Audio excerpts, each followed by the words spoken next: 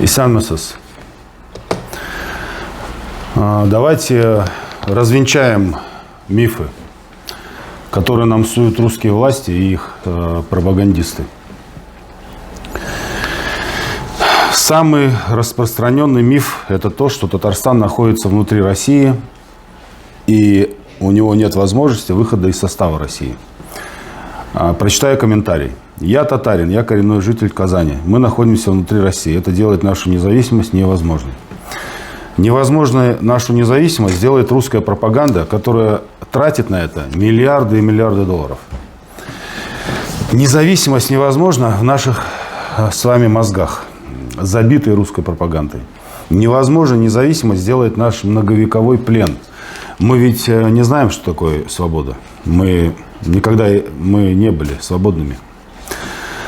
В следующий раз я расскажу, что такое свобода.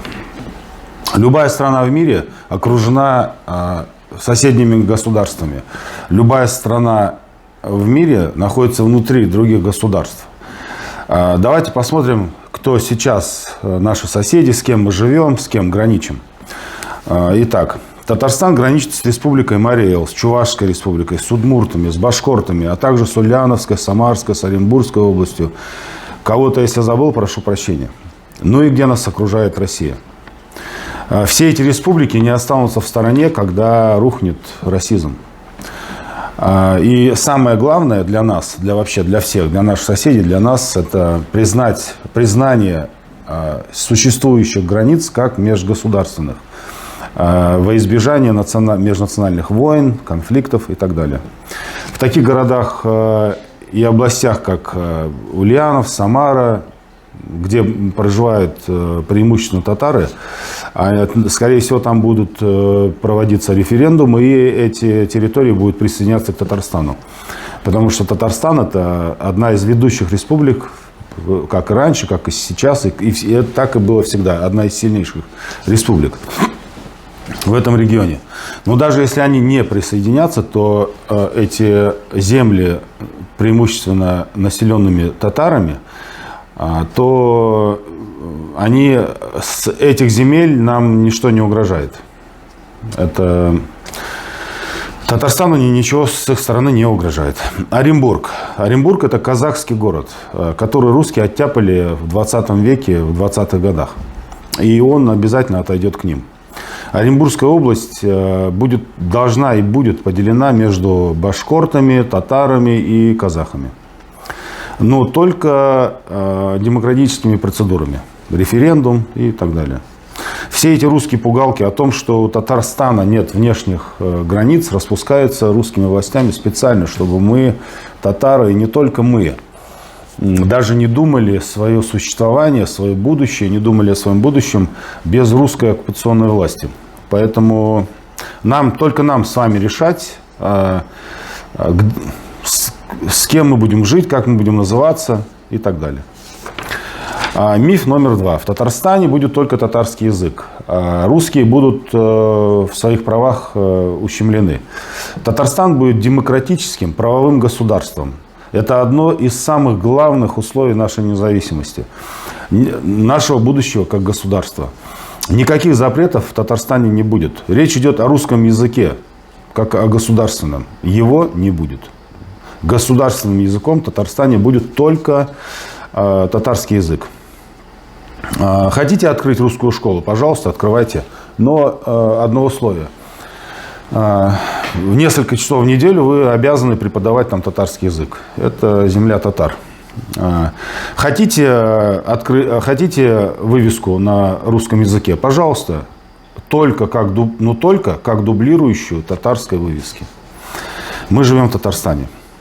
Любое, даже самое современное демократическое государство вынуждено применять репрессивные меры какие-то для своего национального развития, в своих национальных интересах. Нам тоже не обойтись без этих мер. Ну, какие же это меры? Да? Давайте посмотрим. Можно ли вообще их назвать репрессивными? Первое – это обязательно декоммунизация Татарстана. Без этого Бауманы, Ленины, Маркс – это не наши герои. Нужно выкинуть нам эти ложные ориентиры, вот эти вот ложных кумиров. Это не татары. Вот. Следующая мера, одна из наиглавнейших, это без этой процедуры нам не продвинуться как независимому государству ни на шаг вперед. Это обязательно дерусификация Татарстана. Дерусификация – это не означает ущемление русских или чьих-либо других прав и национальности. Это значит восстановление татарской государственности. Это значит возрождение татарской нации. Абсолютно все народы пост-России пройдут через это, которые будут ориентированы на Европу, на Запад, которые будут хотеть стать независимыми, полноценно независимыми, чтобы не было там, вот как Казахстан попал в ловушку с русским и государственным, и казахским. И вот, пожалуйста, это прилипло как пятно такое, как, я не знаю, как какой-то смог. И его не отлепить никак. Ну, Казахстан тоже к этому придет. Ну, не то, что тоже, а мы придем к этому. Вот. Поэтому и должен быть, в национальной республике должен быть тот язык, кому принадлежит эта республика. Татарам, значит, в Узбекистане это узбекский язык, Турция это турецкий. А в Татарстане это татарский. Какая проблема? Никакой проблемы нету, и никто не ущемлен. Не должен быть... Мы не должны поступать так, как с нами поступали русские. Мы не должны ущемлять кого-то или еще что-то. Но в Татарстане это будет татарский язык. Дальше. Наши ориентиры – это Европа, это европейские страны, это европейские ценности.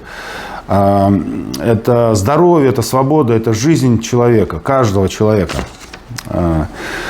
Мы не должны, это должно быть на первом месте у государства, вот это все. Мы не должны создавать невыносимые условия для других национальностей или еще там. Поэтому я всегда говорю, что Конституция и законы будут защищать не только граждан Татарстана, а любого человека. Вы сошли с поезда самолета на землю татарскую, вы под защитой законов Татарстана. Конечно, очень много русских покинет после того, как Татарстан станет независимым. И я могу вам сказать, что вот этого лучше не допускать, потому что кто будет работать? Нам нужны рабочие руки. Те русские, кто останется, кто примет татарское гражданство, значит язык, значит культуру, они будут полноправными гражданами. Неважно, какой национальности это, русский там, или чуваши, или кто, без разницы. Вот. Значит, мы не должны, татары не должны делить, мы сами себя не должны делить на верующих, неверующих. Мы не должны говорить, это крещенные, это мусульмане, это сибирские татары, это татары из Астрахани.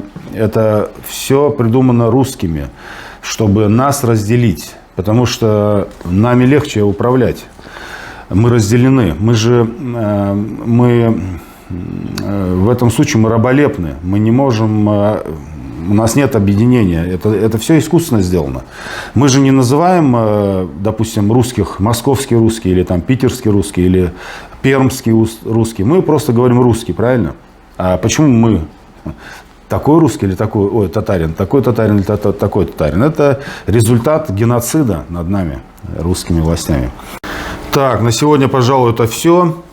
В следующем видеоролике я вам расскажу, что такое свобода, как я вижу это, что такое свободное демократическое общество, что оно должно делать.